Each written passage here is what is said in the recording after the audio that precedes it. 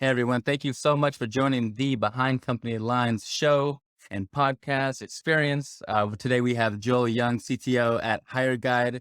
Hireguide helps companies hire excellent, diverse talent by making structured interviews easy to use. Joel, thank you so much for being on the show. I was telling you, before we even got on that I'm excited about your background, your experience to really come at it from a strategic lens, but also to just really get some strong insights into how you see hiring and your experience with companies and their hiring process. But before we get into all that good stuff, what were you doing before you started HireGuide? Yeah. I was at LinkedIn leading assessments engineering. So we're building things like skill assessments, screening questions, video intro, basically everything where top of funnel screening for candidates in the hiring pipeline. Yeah. And in regards to your experience at LinkedIn being, huge company that I think everybody uses from a professional standpoint, at least if you're in tech, um, what are the necessary things that they look at for skill assessment that you were particularly interested in or that you were working on that made it, I think a lot of skill assessment tests, there's a lot of variability in that. We use some tests that have some variability, but what do you look on to really evaluate skills? Yep. So one of the things we were looking at is first is it has to be, for the uses we were looking at is very approachable.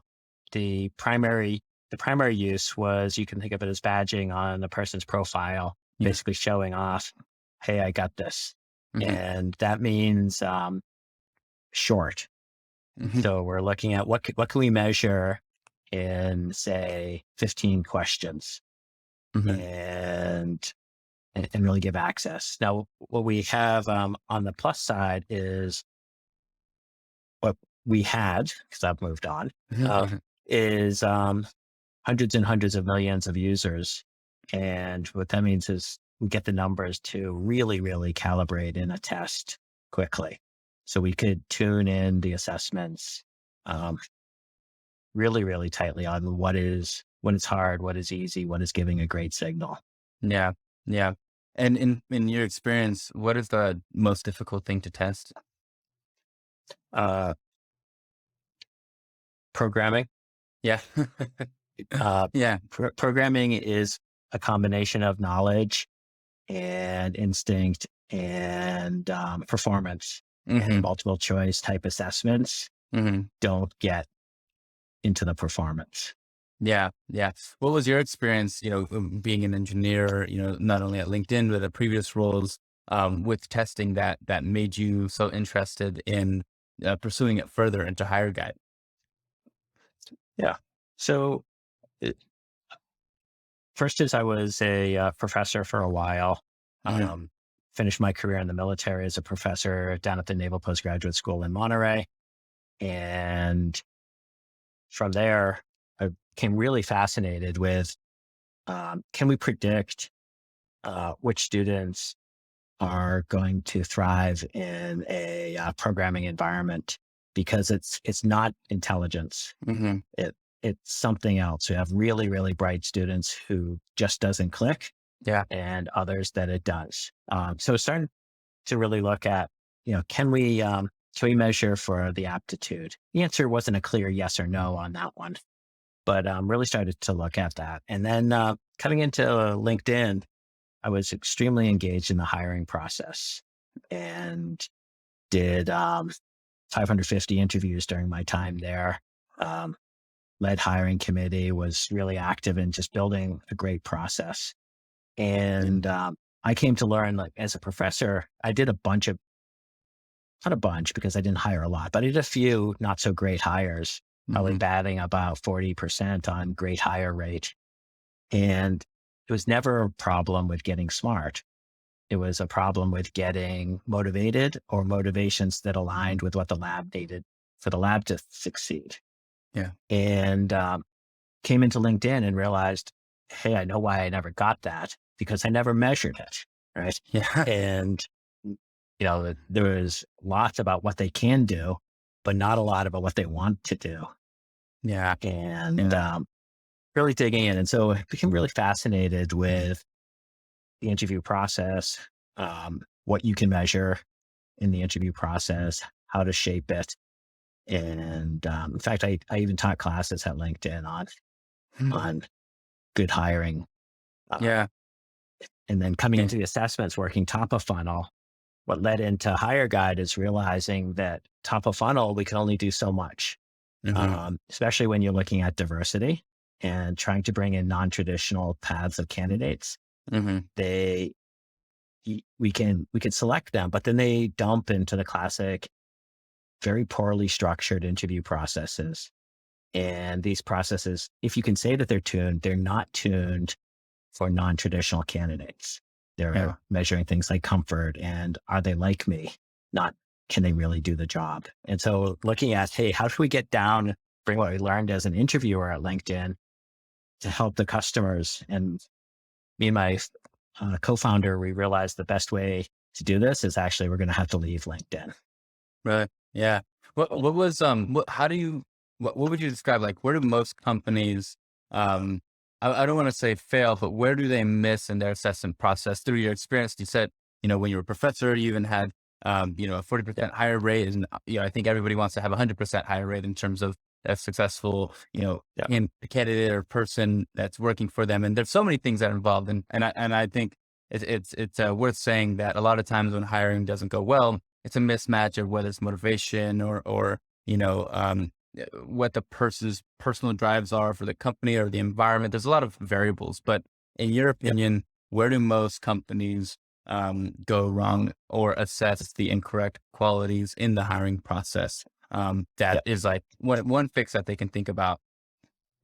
Yeah. The number one place where companies go wrong is the belief that a manager, no matter how experienced, can effectively judge a candidate in a 30-minute ad hoc call.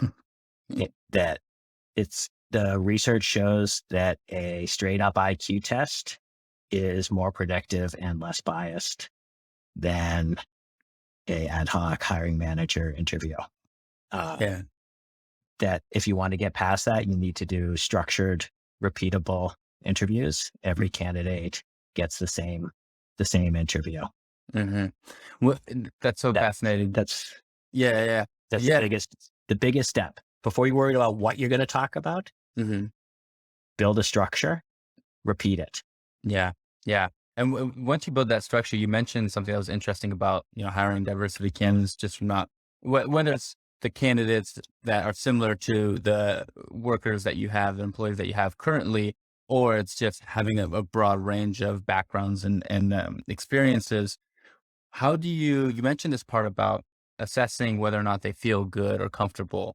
What do you mean by that? Is it part of the Yeah, interview process? Like, is it like the one-on-one, the culture? Is it an yeah, assessment? Yeah. What do you mean by, assessing comfort?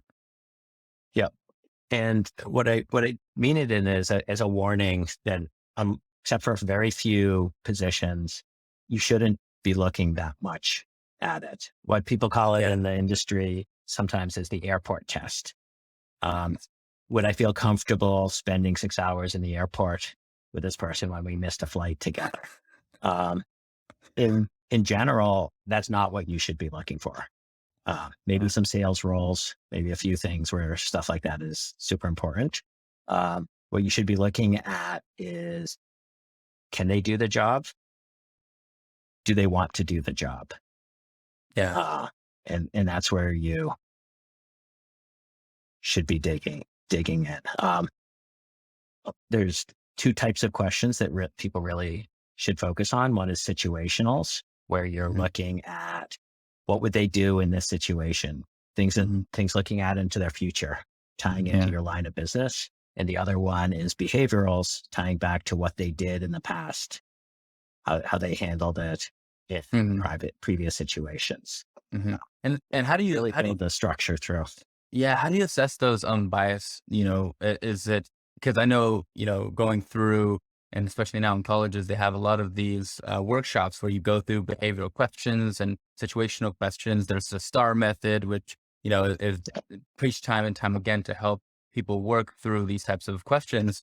But I think from an evaluation standpoint, how do you effectively evaluate it without putting in your own bias or putting yourself in someone's shoes and really assessing either their decision making or their core competencies at the time? Yeah. or their creative, solution and problem solving skills. Like how do you go about that evaluation process? Is it by Yeah. multiple evaluators? Is it by a structure? No. What is it? Yep.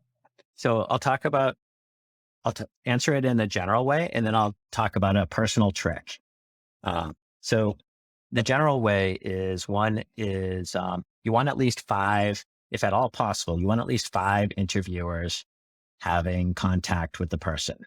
This doesn't necessarily mean five interviews. It can be three interviews, two, and one. It can also be, if assuming you have the support, like some of the tools that we build, Mhm. it can be async. One person in the interview, and then another person coming in and reviewing the interview afterwards. The research shows that having five people engaged, eyes on, listening to the candidate really, really helps with the bias. The Yeah. second biggest thing that helps is structure and repeated. So Yeah. every candidate gets the same experience, and you get calibrated on how people answer the questions, and you don't find yourself shifting the conversation to talk about what you did together on the football team at Brown for 20 minutes instead of talking about the skills and the things you're trying to measure. Personal trick is if you are talking with a person and early in the interview, you start to feel really good. Like, this person is all that. Put a minus sign on your notes. Even if there's no notes, just put it on a sticky pad and on there. Just draw a minus sign. And this will remind you to dig in. Mhm. If you feel that good that early, this is bias talking. Mm. You don't have the observation yet. And if you feel really negative too early in the call, in the interview, put a big plus sign. And even if you're in the room, a plus sign, nobody minds a plus sign that the interviewer wrote on the paper. And a minus sign looks a lot like an underline. Yeah. So Yeah. you don't have to worry about them seeing this. And it really, really helps remind you, hey, that plus sign says, dig in, look at their strengths, Yeah. look at what they're bringing together.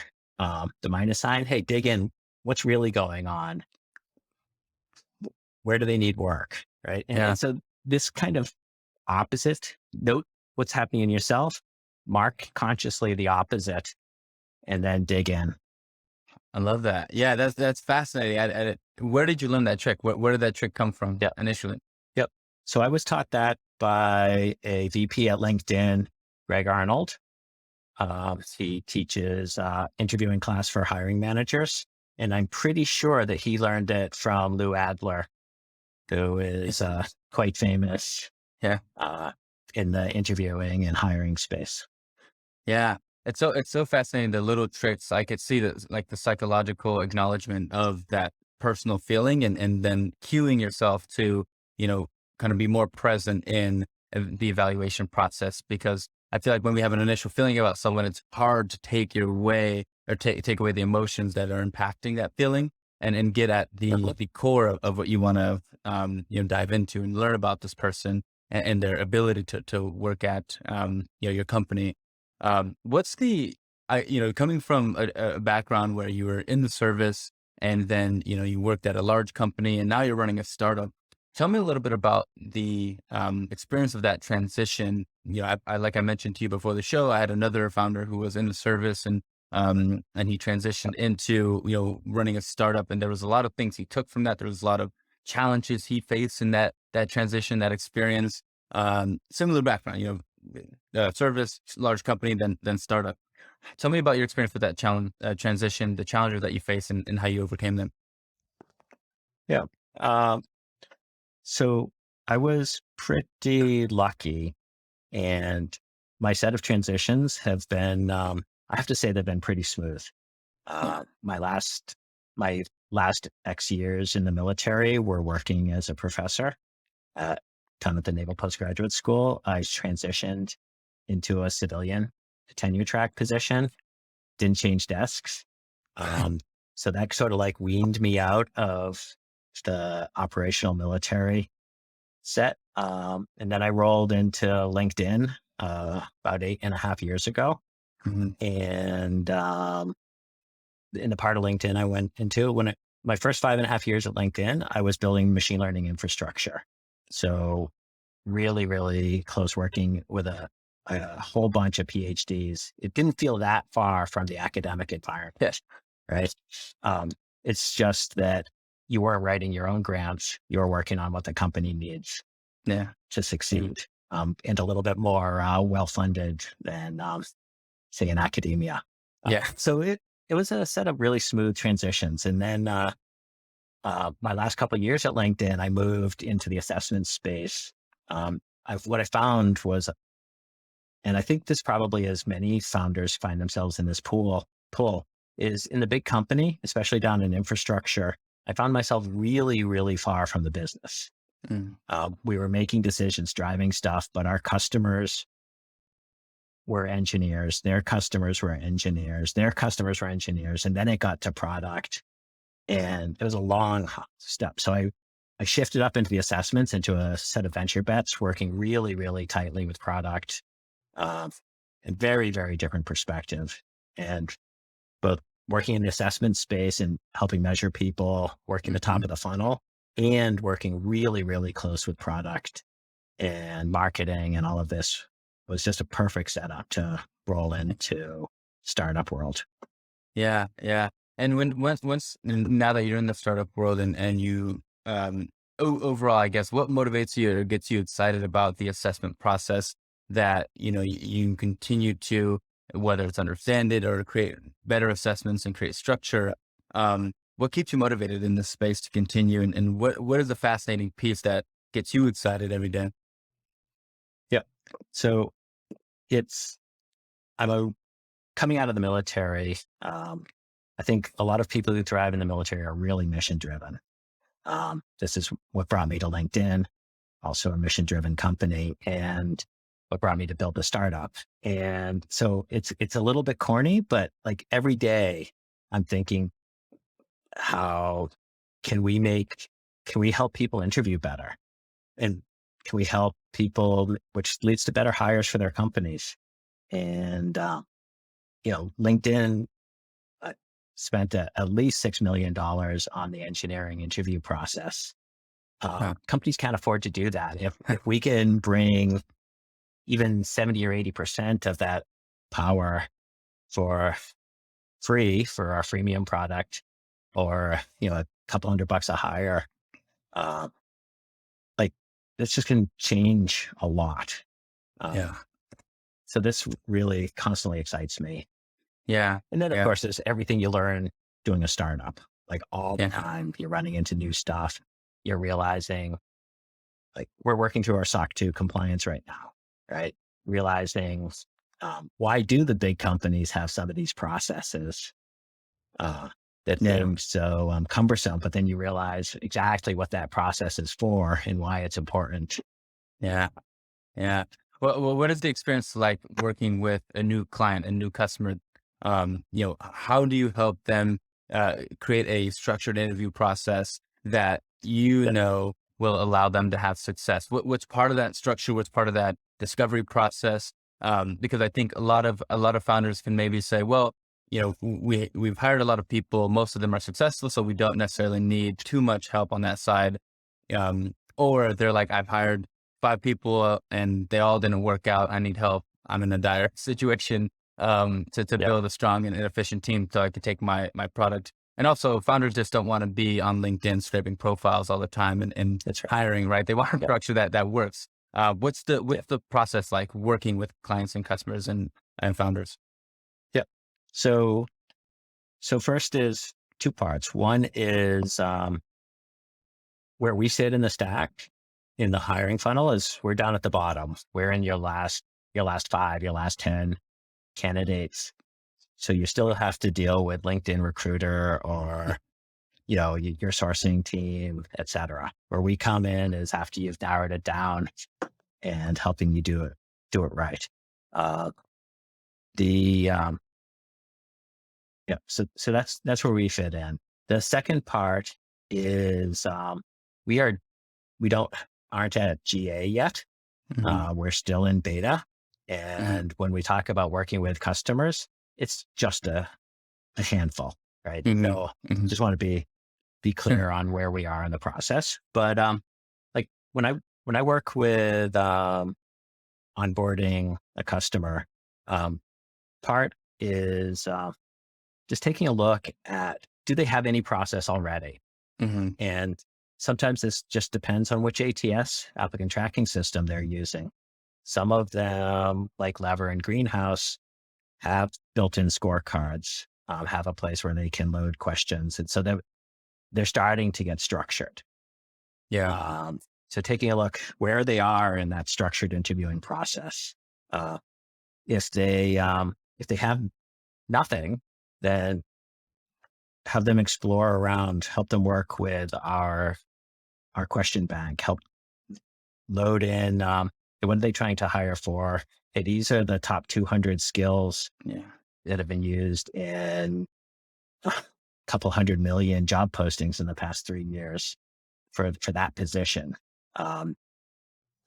We have thousands and thousands of questions, IO validated templates and interview sets that they can draw from and help build out a structured set of interview rounds.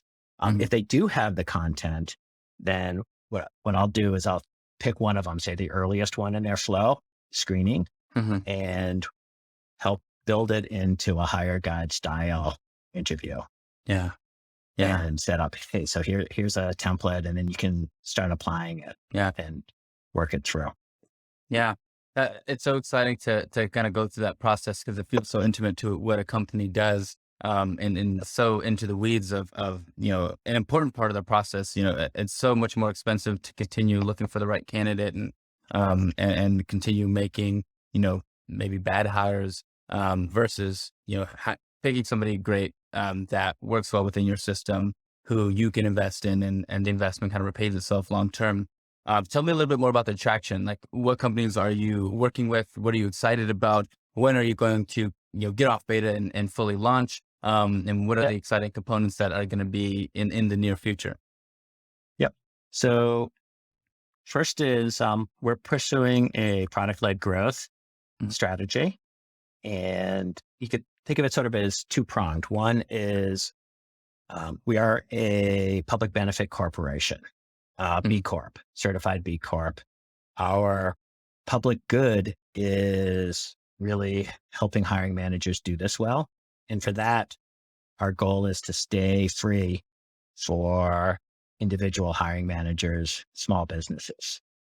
And on the PLG front, we're focusing really hard on bringing people in, get them into building a structured interview round, even if they don't need to interview on platform. They're just coming in, hey, oh my God, I'm interviewing somebody in an hour.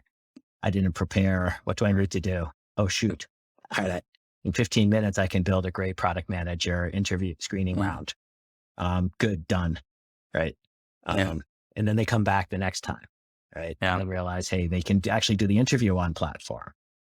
So we're really working this funnel to help people come in. Their greatest need is, what are they going to ask in the interview? That's what what's bring them in on SEO, search engine optimization, and advertising, and then lead them from there and bring their value. We also have a full up workflow. We have ATS integration, calendar integration, et cetera. And so for this, we can work with enterprise. We're targeting companies with about 50 hires per year.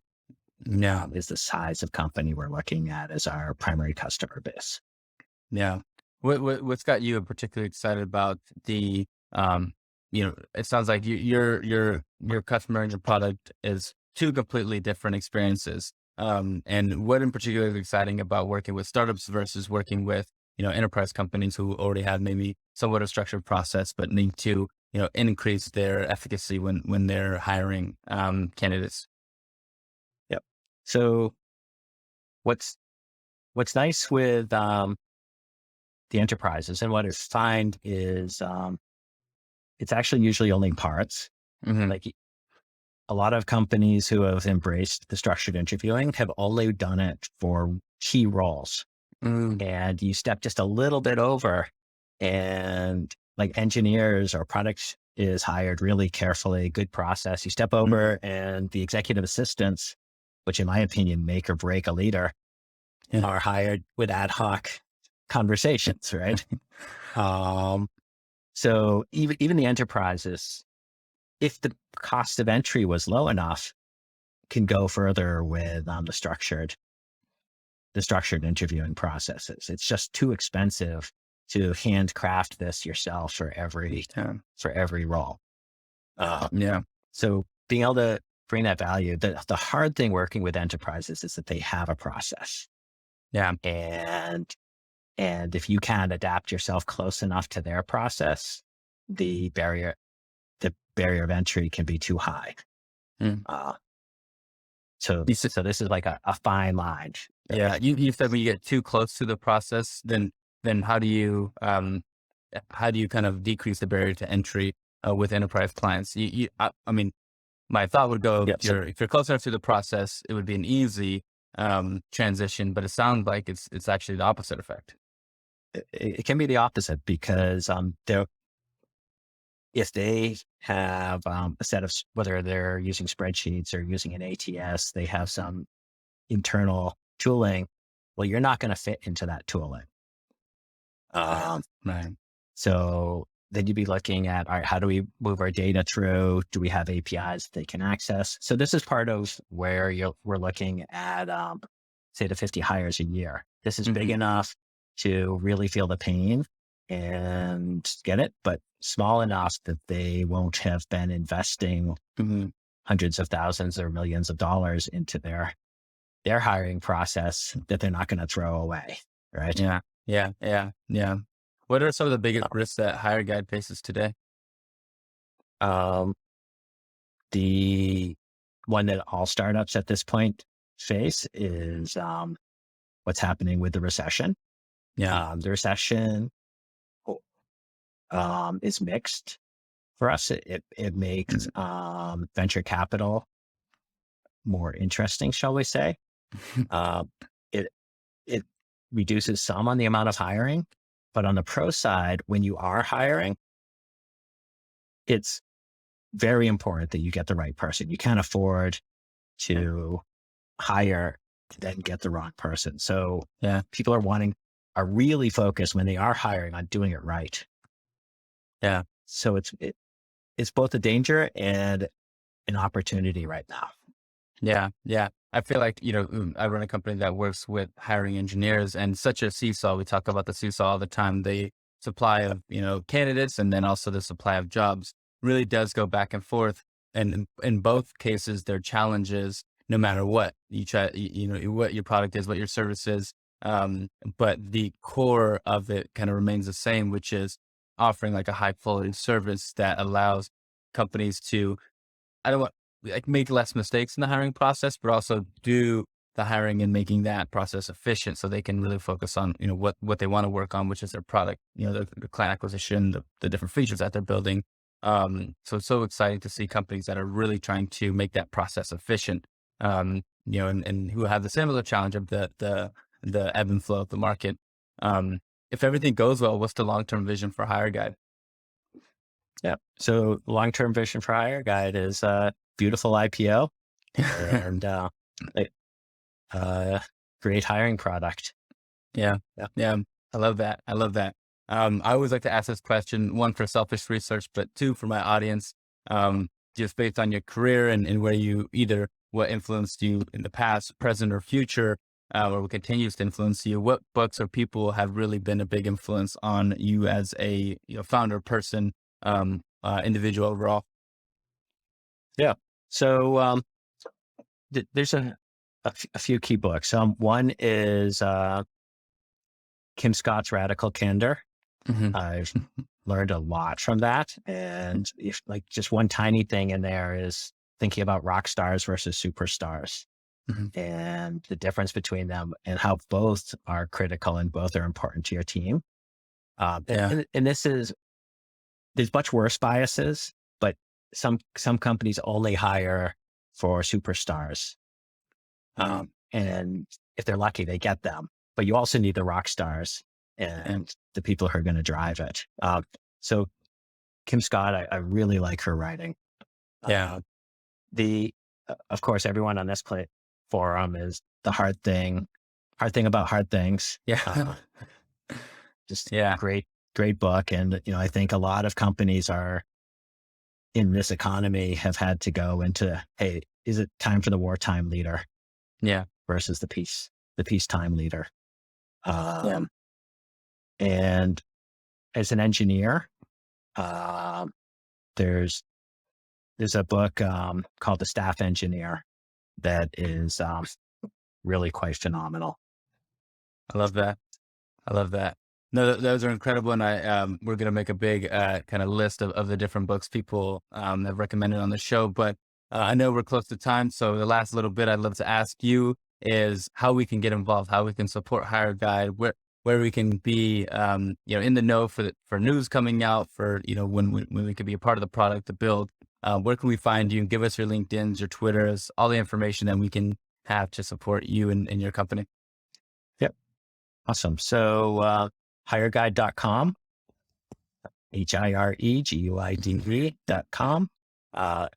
Follow us on LinkedIn, hashtag #Hireguide, on Twitter, or on LinkedIn. Can also just follow Pound Interviewing. There's a lot of good stuff there. Fantastic. Well, Joel, thank you so much for being on the show. I'm excited to kind of give, I think a lot of founders kind of look and really want the insights on hiring, because it's the biggest headache oftentimes outside of raising money. It's hiring, and then it goes to product building. So really excited to see your point of view and your perspective with all the experience you come from. So thank you again for being on the show. I hope you enjoyed it. And I hope we can continue our conversation around hiring. But yeah, thanks again for being on the show. Awesome. Thank you, Julian. It's been great talking, and I enjoy your podcasts. Thanks.